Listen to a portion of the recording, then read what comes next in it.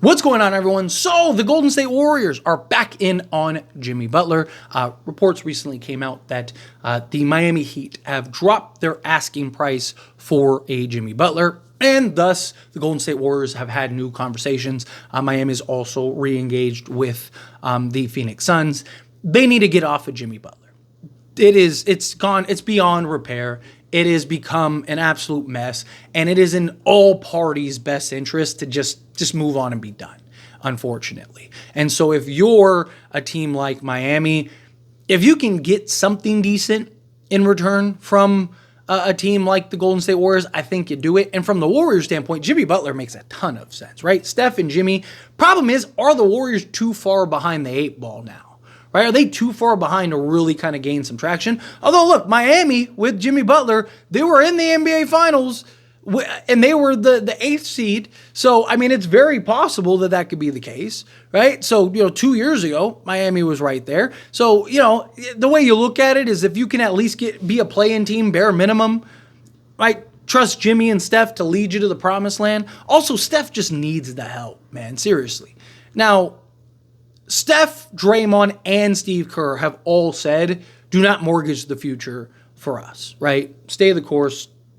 Don't sabotage what the next generation could be for us.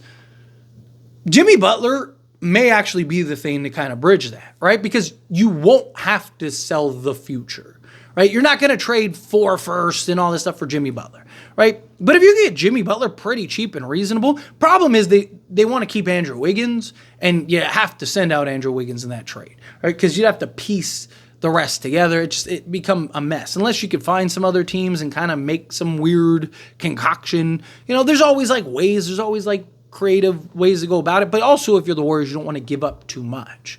You don't want to end up selling the farm and now you're in trouble. But like a Jimmy Butler with a Steph Curry and a Draymond Green, it's a pretty good foundation. Is that enough to win you a championship, though? I don't know. Right? Still think that they need a true center. I think that they've needed that for years. I mean, they've won so many championships without it, but I think you need to get a real center. If you can get Jimmy Butler cheap enough, you may be able to still go make other plays because Warriors can still trade Dennis Schroeder, right? And he's just been a disaster for them. So could you package Schroeder and whatever else, and say you do a package around Andrew Wiggins, and if you still have Schroeder and a couple other things, can you maybe go get a center and then have a Steph, Pod, Butler, Draymond, and then a legit center? I mean, again, Steph and Jimmy, no one would want to see Steph and Jimmy. All right? I don't care who you are. Right? I don't care how bad the Warriors look. Right? You get into a playoff matchup and you got to go up against Steph and Jimmy. That's not a good place to be in, right? You talk about 2 of the best playoff performers there are, right? Jimmy Butler's done more with less than anybody. Imagine if he had Steph Curry alongside him, right? I do think that there is an argument and there is a path there. Again, I think it just boils down to what would you have to give up if you're the Warriors? Because if you're the Warriors, the last thing you want to do is sell the farm for Jimmy, right? But he does line up with Steph's timeline, right? So if you could have that. Are you trading a Kuminga? Can you keep a Kuminga? Do the Warriors even really want to pay Kuminga? There's so many conflicting reports about Kuminga. It's crazy. It's 1 minute, he's their franchise, he's their future, he's the guy that they believe is their next great superstar and don't want to trade him for anybody, right? And then the next reports are yeah, they're ready to move off Kuminga. Kuminga's trash. They need to get off. So it's so which is it? Which one is it? Is Kuminga bad or is he good? Is he in between? How are you going to go about it? You're going to have to pay him next season. So are you do you package him and let it be the Heat's issue? Let it be the Heat's problem, right? I don't know. It's just Jimmy Butler's making $48 million, almost $50 million, right? So Warriors, you have to send out quite a bit of salary, but you can make it work. It's just, should they? Is the question, right? Is that smart for them to go that direction, to go that route, right? I think that there is a genuine argument, but I also think, again, your season has started off so poorly, right? So you look right now, right? The Golden State Warriors are the 11th seed. They are a game and a half out of that 10th seed Sacramento. Now, here's the thing, though. Sacramento is looking to trade De'Aaron Fox. So, it is possible that Sacramento is going to be awful in a week and a half. So, you might not have Sacramento's competition. If you get Jimmy Butler, can you at least squeeze into that 7th or 8th spot is the question, right? Because then you'd only have to win one playoff game, but then you're playing a team like the Thunder or the Rockets. However, experience goes a long way come playoff time. And a Jimmy Butler and Steph Curry with Draymond in the playoffs against the Thunder or the Rockets, I don't think either would want that. Honestly, I don't think either team would want that, right? So if they you win the first play-in game, and now you're the 7th seed. If the Warriors have Jimmy Butler, I think they might win that series, right? Unless the Rockets end up getting De'Aaron Fox or something, but it looks like De'Aaron Fox is probably going to go to Spurs.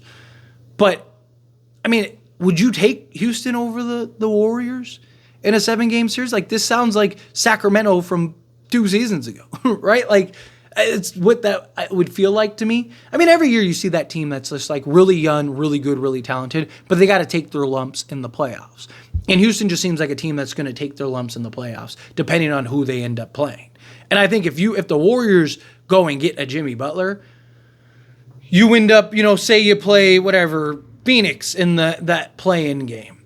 I think you could beat Phoenix. Now you're playing Houston as the 7th seed, unless Memphis ends up, overtaking the 2 seed, right? But even then, I still would take your chances against Memphis. I think that there's an argument that you could at least, bare minimum, get to the 2nd round, maybe the conference finals, depending on the matchups up. Would you be able to catch up to the actual playoffs, right? You look at right now, they are 4 games basically, 3.5, 4 games back of the Lakers and Clippers for the 4th or 5th or 6th seed. It's a lot of ground to make up. Even with Jimmy Butler, there's a lot of ground to make up. And especially Jimmy's not known as this regular season guy, right? There's been a lot of questions his career of how serious does he take the regular season? But I would imagine he has a lot to prove. A lot to prove.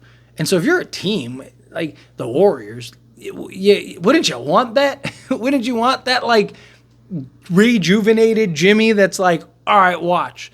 Let me show you what I'm about to do, right? Just kind of a thought. But anyway, as always, this is a discussion, and I pass a question on you. Let me know your thoughts and opinions down in the comments below. What do you think? What are your thoughts? Do you love the idea of Jimmy Butler on the Warriors? Do you think Warriors need to stay as far away from Jimmy Butler as possible? Kind of mixed in the middle. However you feel, whatever your thoughts are. I'd love to hear it either way, so let me know down in the comments below.